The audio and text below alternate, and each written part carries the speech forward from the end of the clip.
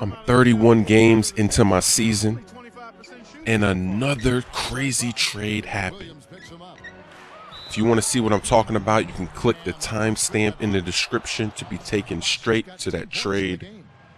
But I thought, why not give you some gameplay updates, show you some wins, some losses before that trade happened. I'm making a lot of changes to my play. The first thing I've done is I hopped over a defender there. I hurdled over him. No, that's not what I've done. The first thing I've done is I've taken off the run plays feature. The run plays feature is so terrible because the plays that they run are the worst plays ever. Every once in a while they will run a good play, but they just keep running that same crap that just makes no sense. So I turned it off, and it turns out that our offense is so much better with that feature turned off. The next thing is I only play on simulation game style now. I think that it's easier to win on simulation. I don't really have...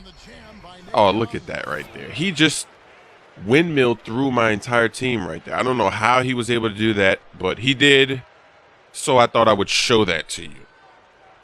I don't really have any scientific evidence for this, but when I play on default, it seems like the CPU is just...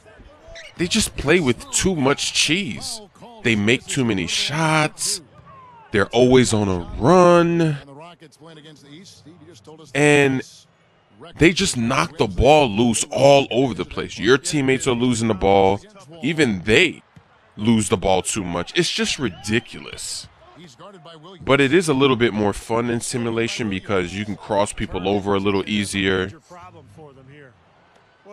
And you can make more contact layups, but it just seems like when I play on simulation, it's much easier to win. The CPU plays more calm, more realistic. They don't make every single shot. And to win consistently, you have to take what the defense gives you, like right there. And what's kind of annoying about 2K12 is that they just never give you the, you can never really get into the paint clean. And then when you do get in there, there's so much contact and there's not a lot of fouls. Now this game right here is pretty rare. I don't know what happened, but I was getting fouled all over the place in this game. But in other games, I usually never get fouled when I take it inside.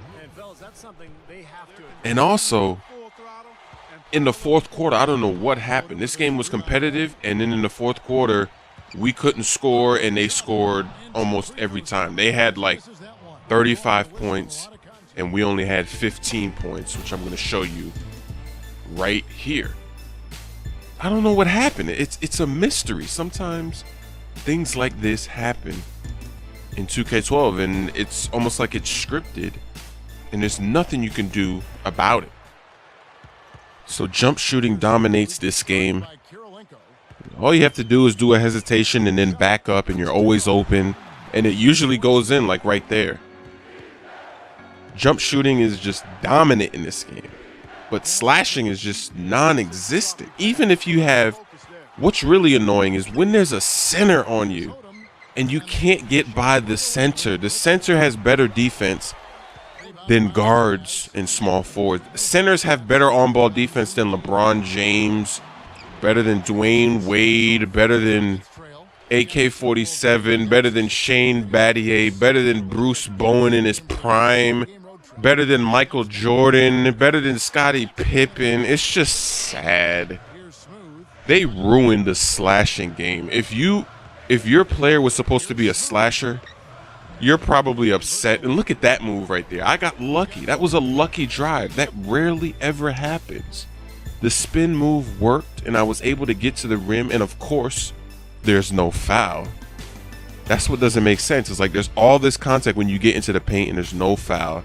And usually that means you miss that shot, but that time I got lucky. I don't know what it is about the Jazz. We just keep losing to the Jazz. I'm actually working on some pretty nice tutorial videos. I had most of the clips already, it's just that I don't remember exactly where they happen in each game. So going forward with all the games I'm going to play, I'm just going to take note of where certain things are happening. And look at that perfect pick and roll. That rarely ever happens this year. I was going to make a video on the pick and rolls because it seems like if you don't pass the ball from a parallel angle, it always gets picked off. The guy that's guarding you always just snatches the ball right out of the air. And I thought that if you upgraded your pass, that wouldn't happen, but it still happens. So it's almost like 2K doesn't want you to pass it to the roller in this game unless you're parallel to them, which is like, huh? Sometimes you have to just pass it. You can't just not be able to make that pass. I don't know what they were doing. They made so many gameplay changes that it just, I don't know. That splash gives us the lead. And we actually did win this game, even though a clip from this game was in that tear jerker defense video. Look at that spin layup by Lamar Odom.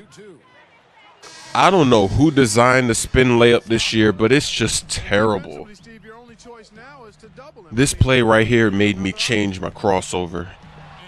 The Derrick Rose crossover is just terrible. It's so easy to dribble off of somebody's foot. The CP3 crossover it's good, but it's slow. I think the best one is the John Wall crossover. It looks kind of awkward, but it's really fast, and you totally switch directions, so you'll never bounce the ball off of somebody's foot when you attempt to do it. So that's what I've switched to. And I'm going to have a nice detailed tutorial video coming in the near future. Just have to remember where these clips are, because searching through all these games to find them without knowing exactly where to look would take forever. So as I go forward, I'm going to actually start taking notes of all of that information.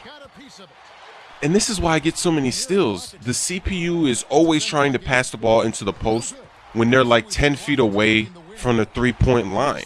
I don't have to guard them up that close. I can just sag off and get those steals. It happens all the time. I had 8 steals in this game. That's crazy. This upcoming fast break is a tear jerker as well. Perfect pass to Courtney Lee. He goes up for a layup. It gets changed into a tough one. No foul. I get the foul for going over the back. And this is the play right after Chuck Hayes left Pau Gasol wide open.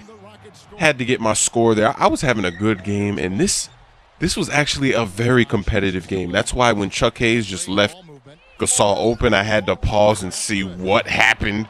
3 in Kobe's face to bring it to within 1 late in the 4th quarter. I was actually going to release the full game of this because this was pretty entertaining. This was a really good game. And I just love it when you make a bounce pass. I wish that we could make more bounce passes in NBA 2K, because a lot of the time we'll make a chest pass or a slow overhead pass when we really need to make a bounce pass. Look at Kevin Martin just backing up to the three-point line to jack up that 3. And now the CPU is going to try to make a pass into the post 10 feet away from the three-point line. That's an easy steal. That's how I get so many steals. And just check out how long I'm stuck here on this pass. After the pass, look at that animation. I'm still stuck there. We leave Kobe open for 3. He brings it to within 1. Kevin Martin misses this shot over Kobe. And this is the most embarrassing play of this video. With 2 seconds, I wanted to give help for a second and go back. And then my teammate thinks I wanted to switch. Oh, he left Kobe open. You know why he really did that? He didn't want to be in the highlight reel when Kobe made that game winner. So he just said, let me get out of there. Let Smoove get in there. So here's that major trade I was talking about. The Rockets are just set on trading Kevin Martin. I don't know what it is. And this is really a good trade for us. We're getting Jamal Crawford and Josh Smith. That means that you could see a Chris to Chris and a Smoove to Smoove. I don't know though. I really don't want to trade Kevin Martin. I didn't want to trade Scola either, but it was either to redo that trade to get Bosch or trade Kevin Martin for Devin Harris, and that would have just ruined the season right there, because that is a trade that doesn't make any sense. So now our starting lineup is crazy. Chris Smoove, Jamal Crawford, Lamar Odom at small forward, Josh Smith, and Chris Bosh. I need to get 95 pass, because if I'm going to make that smooth to smooth work, that smooth to smooth connection, I got to make sure my pass is not messing up those passes.